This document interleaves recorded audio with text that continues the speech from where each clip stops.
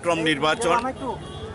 আমার মনে হয় দীর্ঘদিন বাদে যারা কমিউনিস্ট পার্টির পতন চেয়েছিল, কমিউনিস্ট পার্টিকে ক্ষমতা থেকে সরাতে সেটা 25 বছর সময় লেগেছে, কিন্তু পরিবর্তন হয়নি, শুধু মুখ্যমন্ত্রীর পরিবর্তন হয়েছে।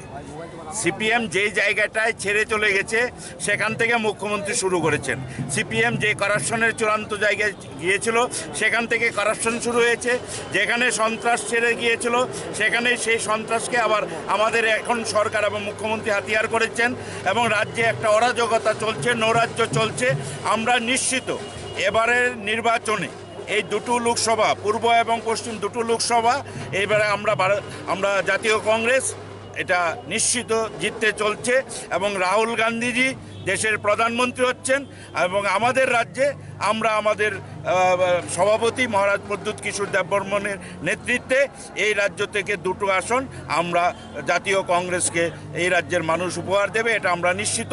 এবং যে ধরনের দুর্নীতি, বিশেষ করে বেকারদের নিয়ে আপনারা দেখেছেন, মিস কল করলে চাকরি, সরকার আসার পরে সেই নম্বরে এখন আর কেউ কল করলে খুঁজে পাচ্ছে না।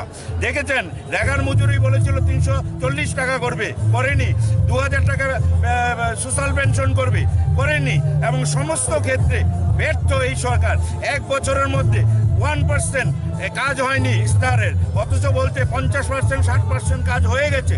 সম্পূর্ণ প্রতারণা হচ্ছে এই রাজ্যের জনগণের সঙ্গে, যার প্রতিবাদে এবার এই রাজ্যের জনগণ এক কাট্টা হয়ে জাতীয় কংগ্রেসের প্রার্থীদের দুজনকেই বিপুল ভোটে জয়ী করে দিল্লিতে পাঠাবেন। আপনার এক সময়ের সহকর্মী, রাজনৈতিক সহযোগী